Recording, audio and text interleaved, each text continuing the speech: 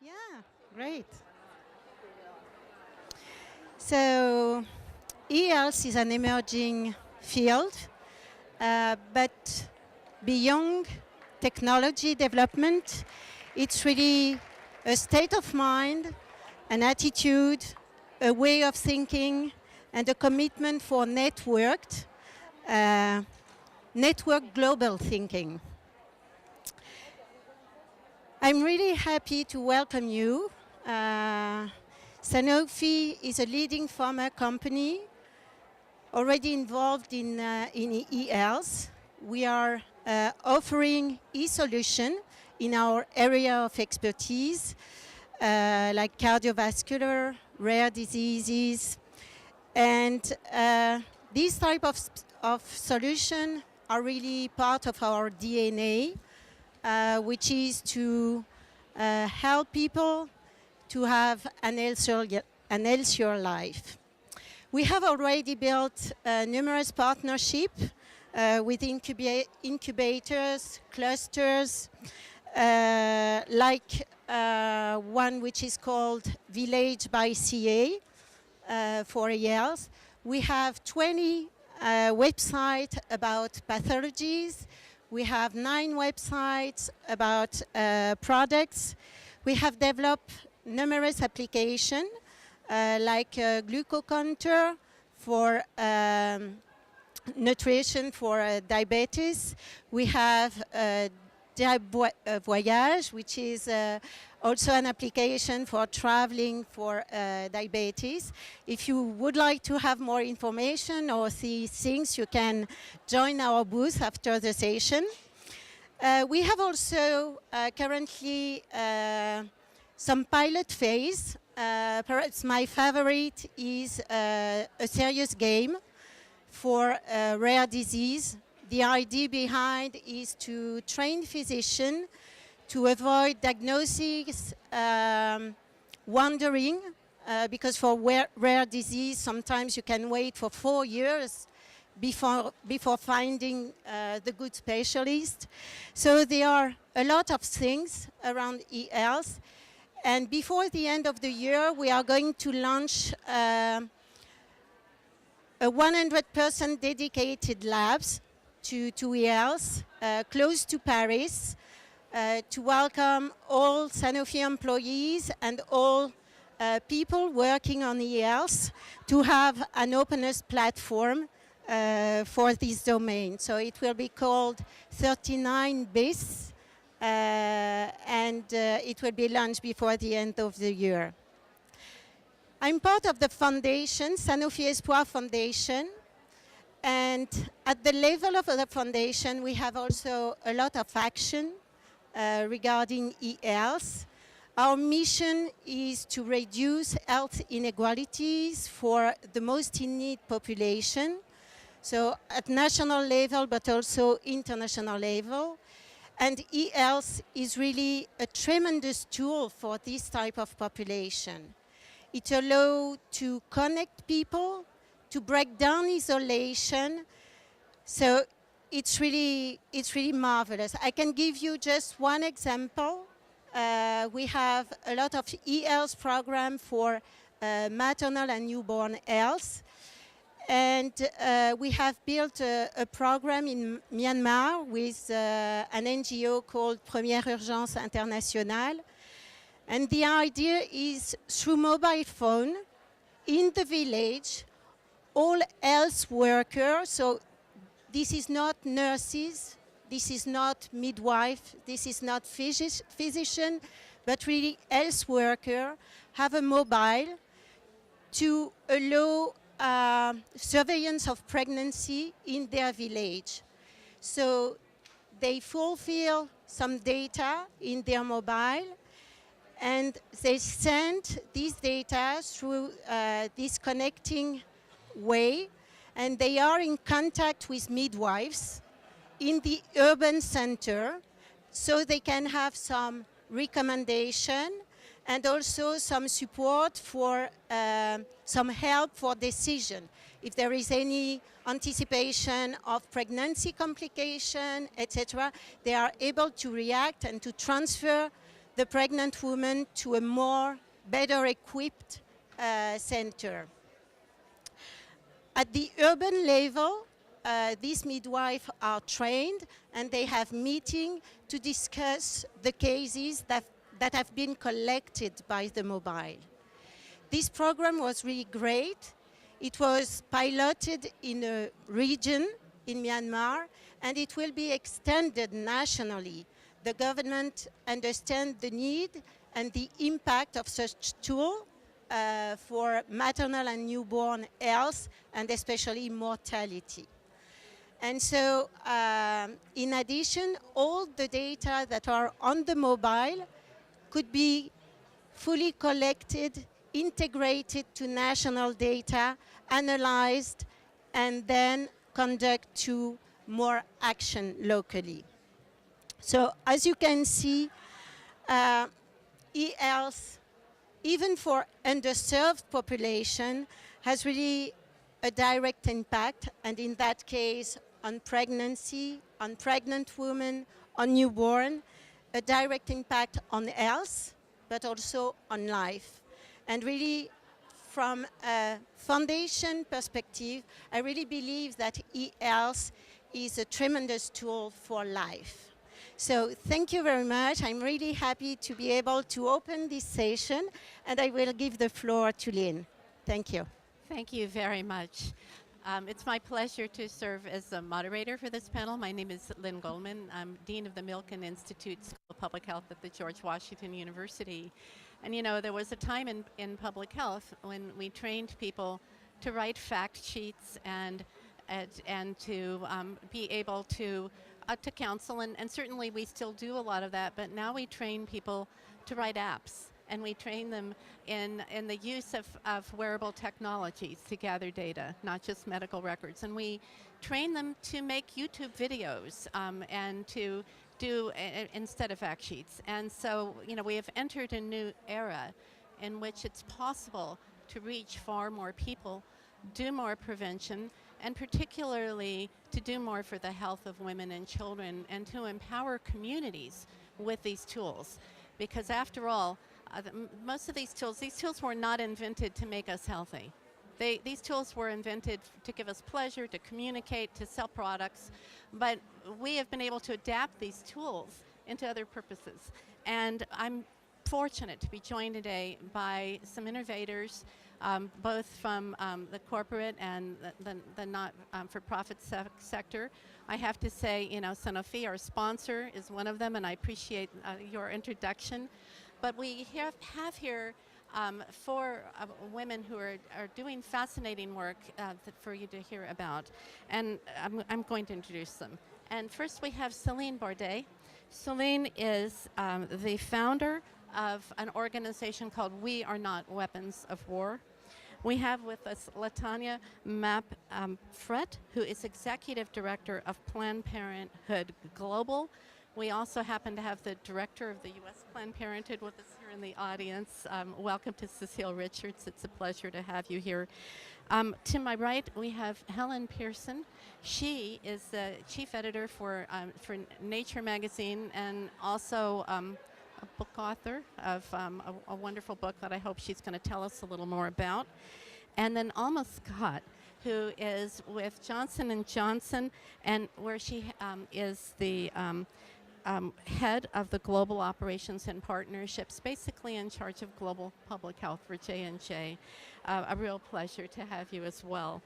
And so we're going to, you know, hear first from each of you, and then we'll open up the discussion to the audience. And I will just say right now that when we reach that point, that it's going to be very important that you use the mic. As I'm sure you can tell, we have to have the headsets in order to hear each other, and we don't hear each other on the headsets unless we're speaking into the microphone, and the staff will be moving the mics around the room, as I will, you know, as the panelists speak. And so I'm going to turn first, actually, to Helen, and to tell us a little bit about this, this thing called the Life Project. You know, that's something near and dear to my heart as a pediatrician. But the findings of the Life Project and what these findings tell us about people's health and the trajectory of health across generations, the relationship between access to good health of your parents, maybe even your grandparents, and your own health, what we're learning about that.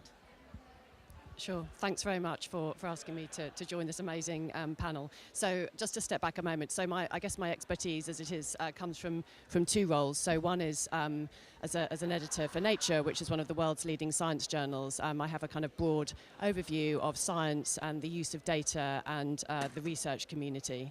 But as you were saying, I also wrote a book, so I'm also an author, and that was about a remarkable series of studies which has tracked generations of children growing up in Britain over the last 70 years.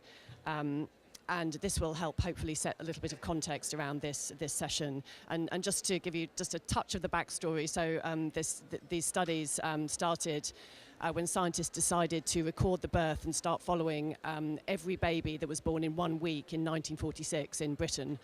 This was just a few months after the end of the war, and they've been following thousands of them ever since and collecting reams of information about their health, their education, their income, and much, much more. And that's become the longest running study of human development in the world. And it was so successful that scientists did it again. So they started following thousands of children born in 4 later generations. And altogether about 70,000 people have been enrolled in these studies. They're called cohort studies across those 5 generations. And it's become very unusual. So no other country in the world is actually following as many people in quite such detail. And the studies have produced a real wealth of important findings around how women give birth. It's changed, fed into the foundations of our National Health Service. It's changed our schooling system. It's been involved in guiding us on adult education, revealing things about social mobility. So tremendously important. And the reason that's relevant today, I think, is that really the kind of most important and fundamental insight that's come out of these studies, and actually many others like it, is about the lasting and persistent impact of inequality on people's lives. So what was discovered in these studies is that in all of the generations, the children who were born into poverty or into disadvantaged circumstances have gone on to follow much more difficult life paths overall than those who started off better off. And that means they've been more likely to do worse at school, to earn less money, to get less good jobs, and also over time it's been seen that the children who had a difficult start were more likely to end up unhealthy as adults. Now some of that might sound quite obvious, but actually it's studies like this which have really shown that to be true. So the children who were born into poverty, for example, are more likely to be overweight today, to have high blood pressure, and even to be losing their memories earlier, and sadly to die earlier as well. Now that's been found across the generations, and as I said, in many other studies, and it means really that our early circumstances have this very profound influence on the way that the rest of our lives play out. And working out why that is still just an enormously tough question that we simply have not solved. But it means that our discussion today is really very urgent and pressing. So as I said, it really sets some context here, because it shows that being poor or disadvantaged has lifelong consequences, and it's really vital that we help these groups, and particularly as children, when we really have a window of opportunity to make improvements. So it's a huge social problem. And just one more small point is that while the needs of poor countries are obviously extraordinarily great, and we're going to talk a lot about that today. There is enormous child poverty in developed countries as well, which also has a very, very lasting consequence for people's lives. So that was really what I wanted to say.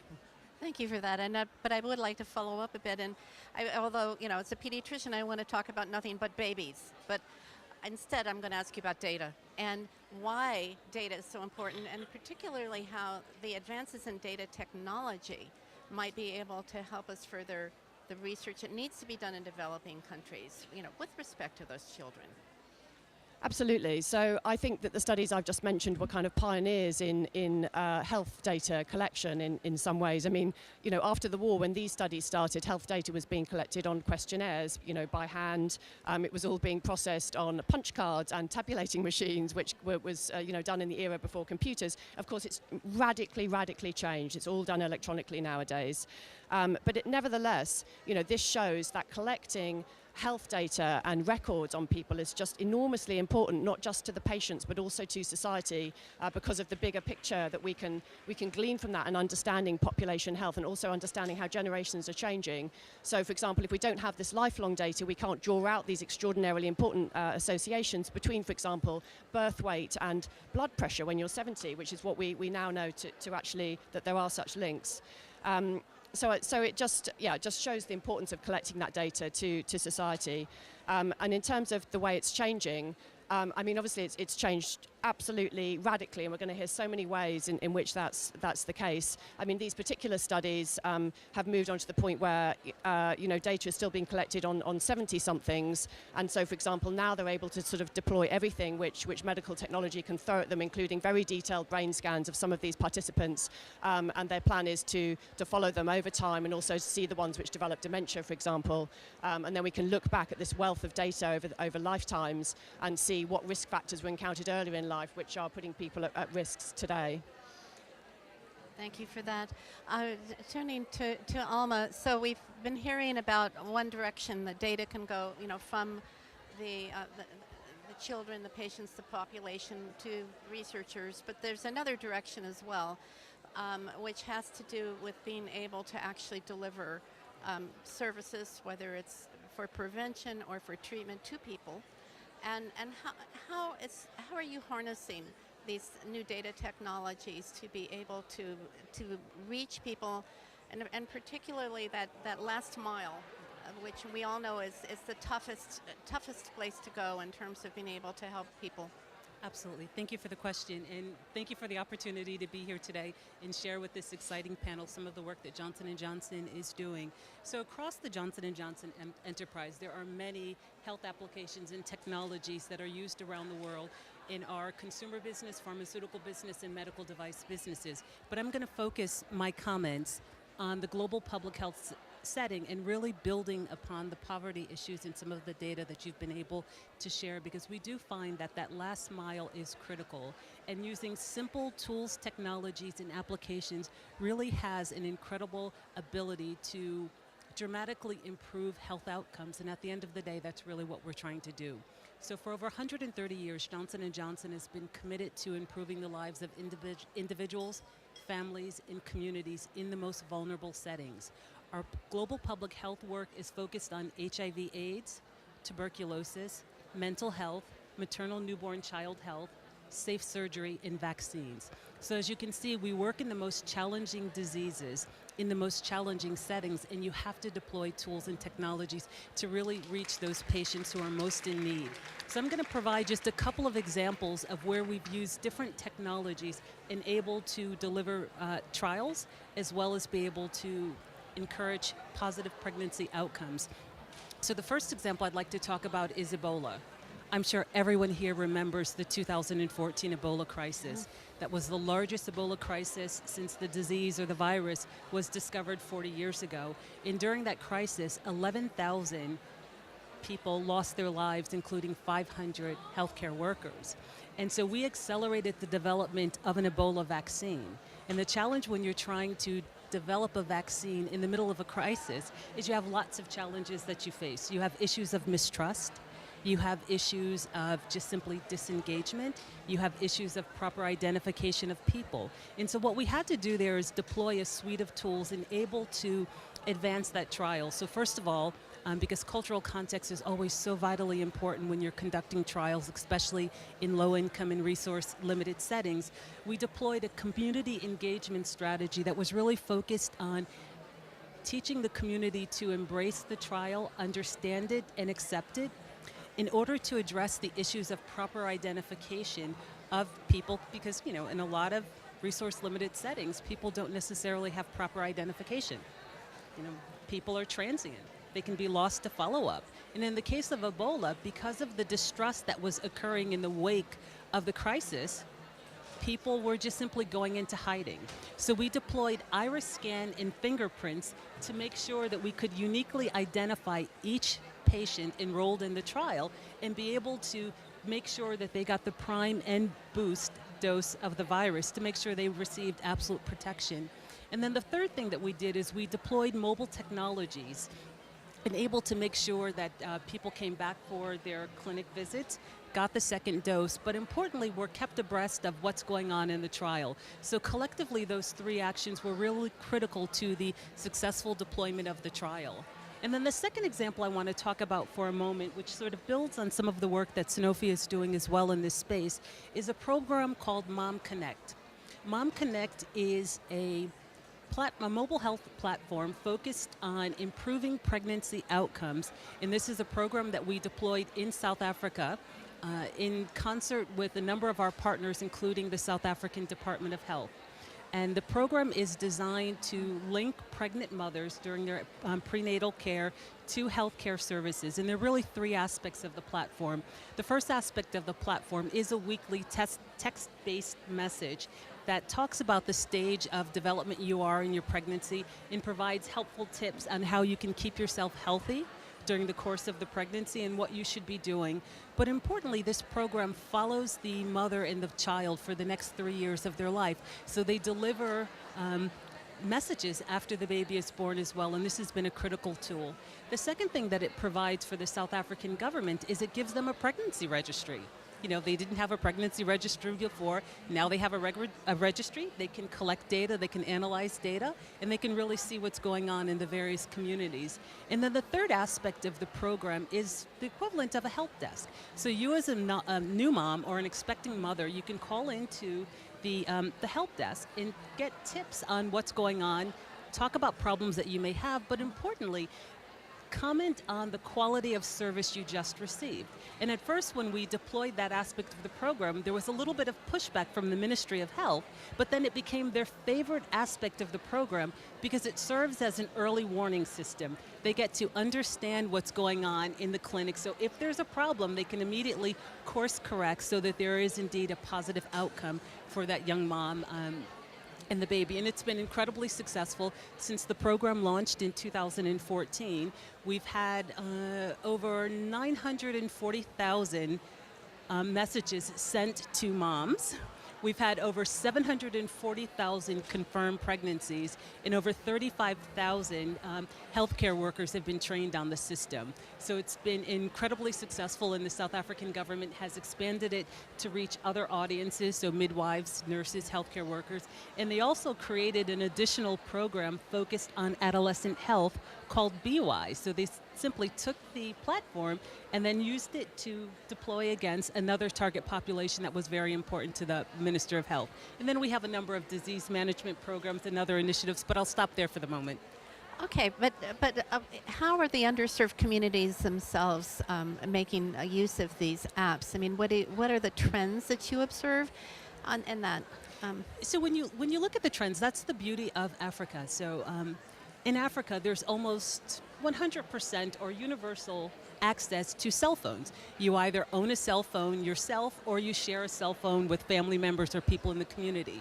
And then when you sort of think about the data, and in a lot of respects, sub-Saharan Africa has really pioneered a lot of new technologies. If you think about Kenya pioneered the use of mobile money, I mean, with their M-Pesa program. And we heard yesterday in the session the work that Gavi is doing with the government of Rwanda.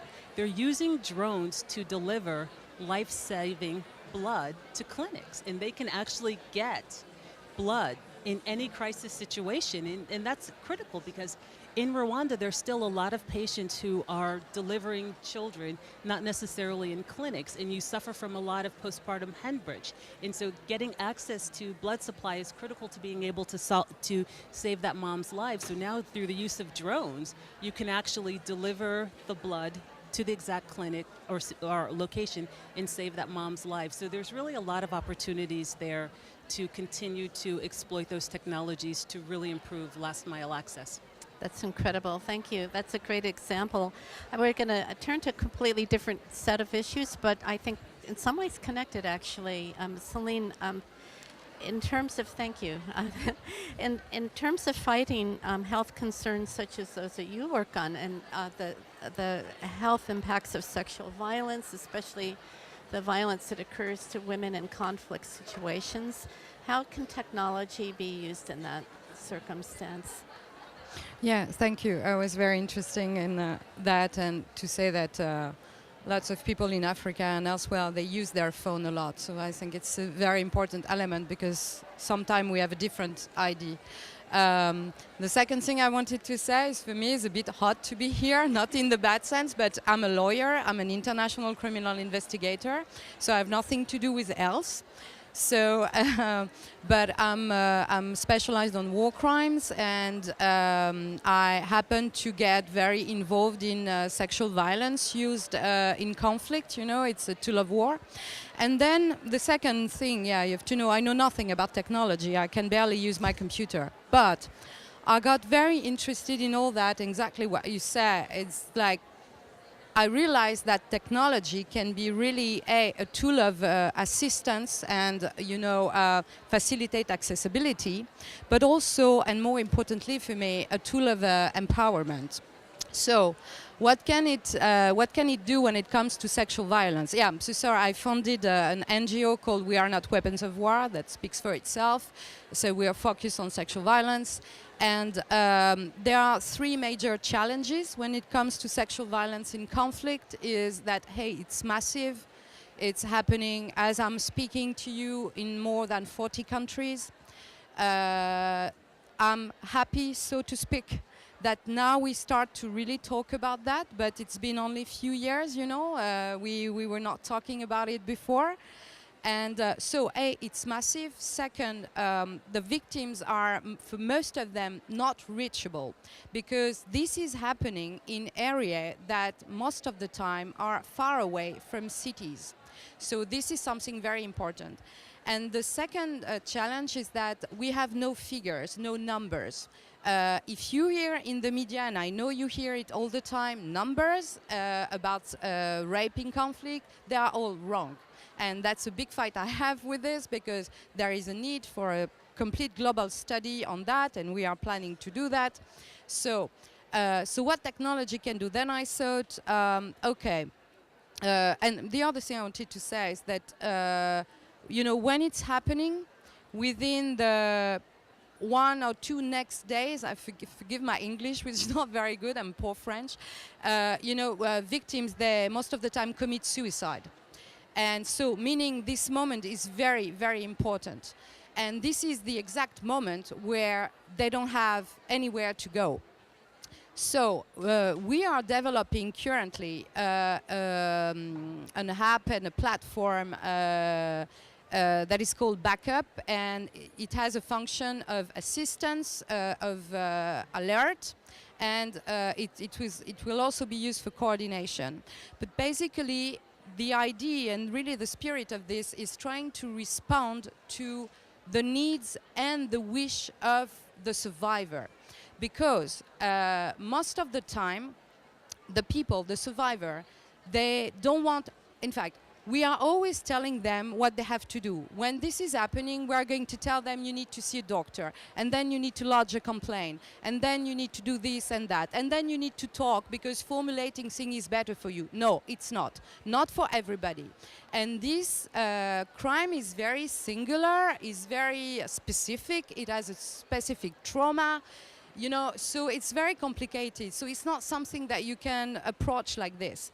So what we do with this technology is that we give the possibility for the survivor to decide what they want to do and how they want to do it. But they have this at hands immediately. And it can be done directly, on your phone or within the community. Because as you said, in many countries, community plays a very important role.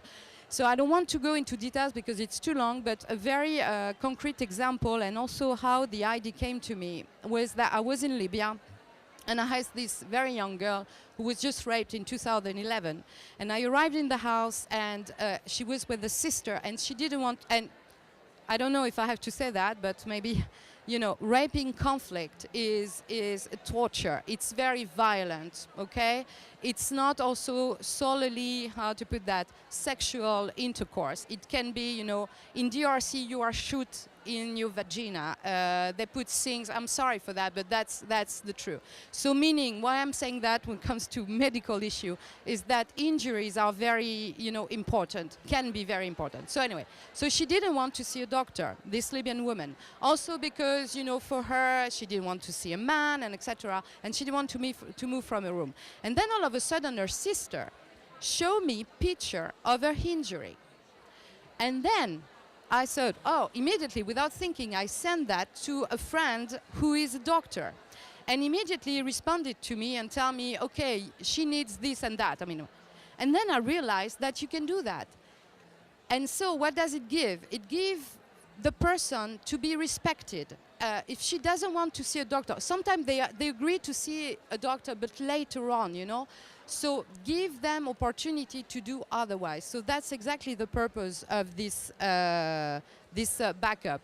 And the other part of this project is to give possibility. That's why I say the more important, in fact, is empowerment.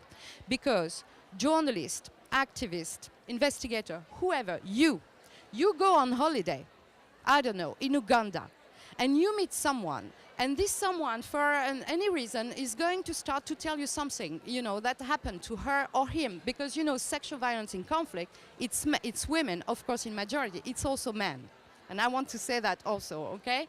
So you will have this hub. You can alert. You can tell this person, because you can, what can you do? You can listen to the person. You can be, you know, compassionate and be a human being, that I hope we are all, but you cannot do anything because you're not a doctor, you're not a specialist for that, you're not an investigator if she wants to lodge a complaint anyway. So you will have this tool. So you can contact us, this will come to us, and then we will assist this person. So at medical level, but it will be at legal level, it will be, you know, a company complaint, a company, you know, again, I'm saying I'm a lawyer, so, so this is the idea of the backup project. Do this when I have to stop, because otherwise I never stop. Okay. Thank you. Latanya. Latanya, turning to you, and you also have a very unique population that you're trying to reach. And could you talk a little bit about what you've learned about reaching young people, and particularly with some of the life-saving information that you have? Absolutely, and thanks, Lynn, for doing this.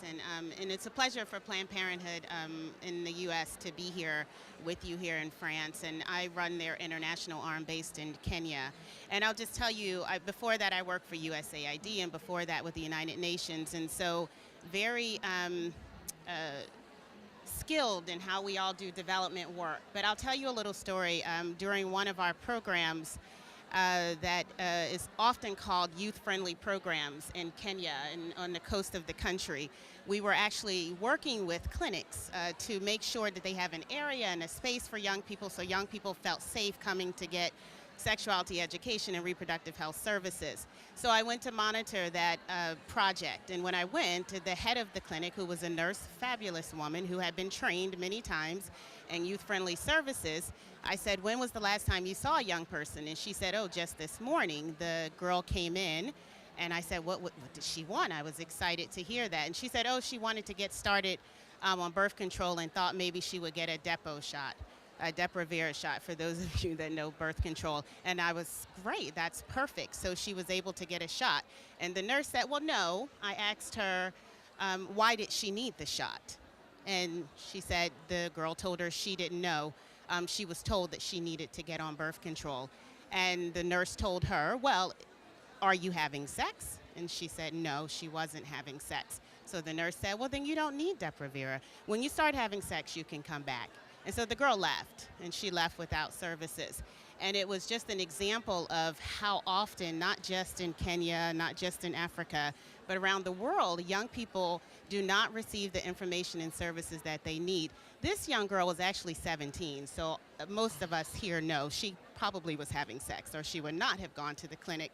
But she was deterred from the very beginning by a question that many of us, as even adult women, don't like to be asked about our sexual lives. And so I tell you that point because the services that Planned Parenthood serves, especially in the United States, where we have an online presence that reaches 68 million hits a year, we know that young people want to reach out to us. They trust us as healthcare providers with more than 600 clinics around the country. But even with those 68 million hits, almost half of them are coming from other parts of the world. So young people really are looking for a place to get the right information, no bullshit. They just want to understand what is going on, what is happening with their bodies, and who can they trust to talk to about that.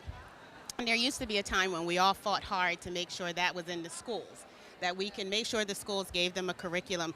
Those days are gone. Those are policy and political fights that we don't have time to deal with anymore. We have to do this. We know where they live. They live digitally. We know they all have phones, both themselves and in their communities. So that's where we have to reach them for this information. And so our international arm, Planned Parenthood Global, started a project with UNFPA a couple years ago, and we called it Global Mobile. But in Africa, which I'll talk about a little bit more, it was called This Subject Matter. It was named by the young people who started it. The content came from the young people. It was culturally sensitive to what was happening in Africa.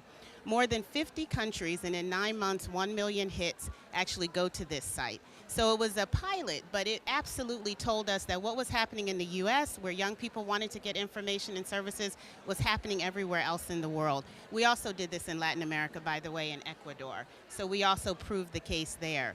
And so with that, we wanted to make sure that we were able to provide services, yes, and so we created networks of services who were eager to provide young people these services. But most importantly, we provided information on these sites where they can get it. You know, the great thing is the data analytics that come with having sites and apps, and we do apps both in the United States and through this Subject Matter website as well. But that you can also see what they care about, where they're spending their time. And so we saw in Nigeria, for example, that young men, the most utilized page on that site was actually about periods. And so we used that as an opportunity to do more. We had Facebook Live opportunities. We did Instagram, Snapchat, and WhatsApp live chats with tons of young people about their period and teaching boys what menstruation is, because actually we're missing that and we forget we miss that. And so we were able to do that. And the second most, and to your point, looked at part or page of that site was about rape. What is rape? What does it mean? Was I raped? Didn't and need so to sum up. yeah. Sorry. So that is the sum up. But, you know, so to say that we use not only the ability to use technology to reach young people, but that is where we have to continue to go as Planned Parenthood and hopefully with all of our colleagues here. Thank you. So I've been told that we've reached the end of our time, and we had hoped to have much more time for interaction and for summary, but I would say, to just leave you with a thought here, that in terms of the broader theme of this conference of Daring to Lead, that, you know, what you've heard here, I think it's very inspiring in terms of what I see with so many young people, especially young women, who are learning to code, who are entrepreneurs, they're developing their own, whether it's NGOs or businesses, and they're thinking about new ways to apply technology, not to play games, but to help other people and to empower communities. And I think this is a very exciting area, and that we can all think about, you know, how can we collaborate together?